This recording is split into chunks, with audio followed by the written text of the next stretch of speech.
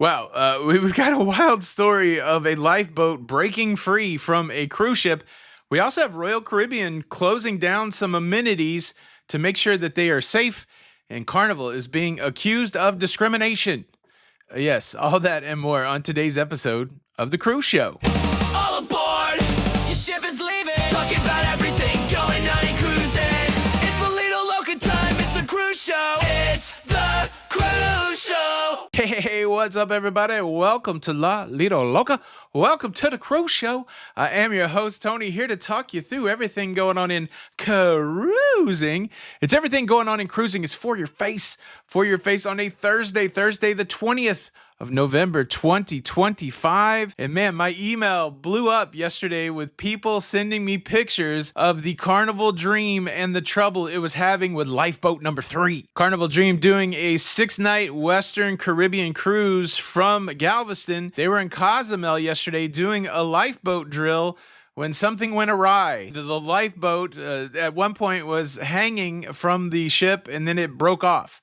And part of the lifeboat still connected to the ship, and the rest of the lifeboat in the water. It looks like it's a mess. Now, Carnival has put out a statement saying that during the unmanned lifeboat drill, the lifeboat number 3 got caught on a cable, and it did dislodge itself from the cruise ship, but while caught on that cable, it broke free.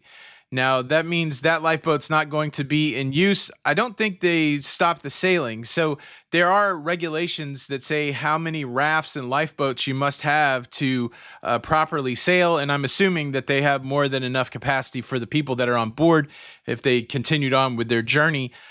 This is wild. I've never seen that, but this is why they do the drills, right?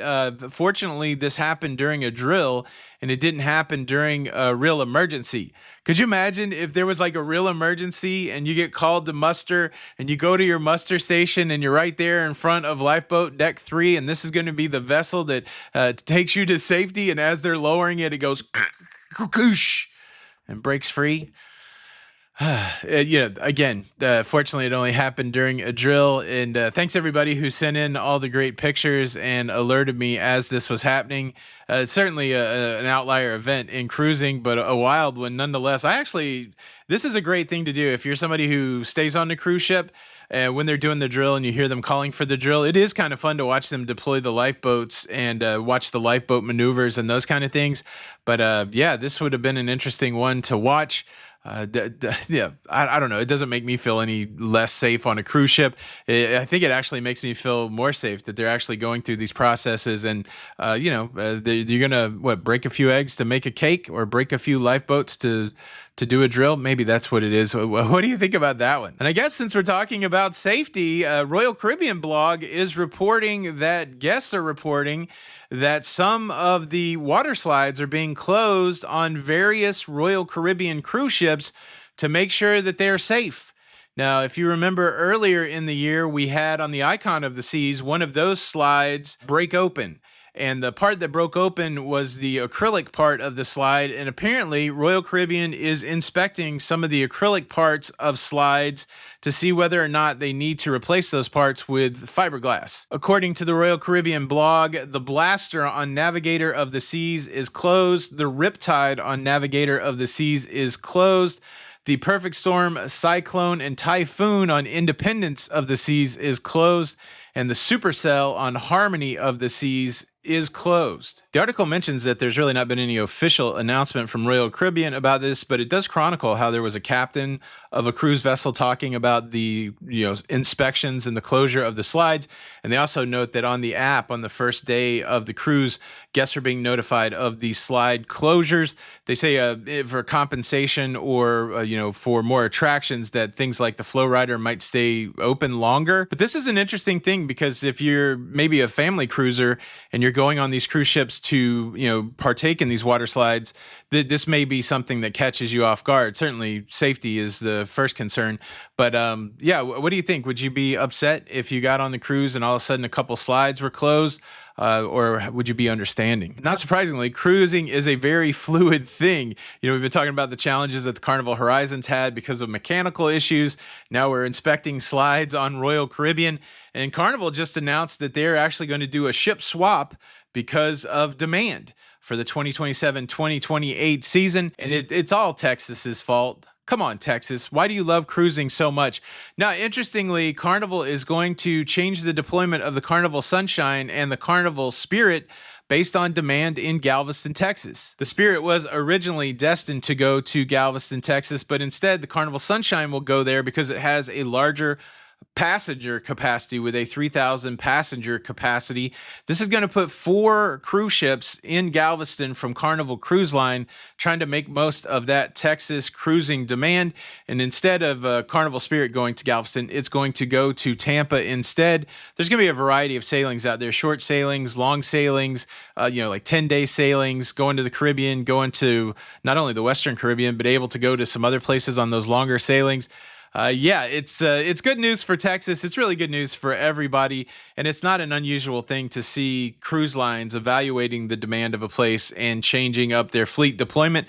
I think possibly some people could have been booked for these cruises, so they'll have to either decide to switch up their cruises or do something different. But it just speaks to where we're at in cruising right now. The demand, especially in Texas, is high, and cruise lines are trying to make the best decisions to maximize on that demand, right? You want to go where the money is, and you want to get more money. Now, over the last few days, we have been processing through the U.S. News and World Report rankings of cruise lines. A couple days ago, we did the best cruise line for the money. We did the best cruise line for families. And now let's do the best cruise line for lovers. No, best cruise line for couples. I've got a ranking of 10. We'll start with number 10, Crystal Cruises. Number 9, Celebrity Cruises. Number 8, Oceana Cruises.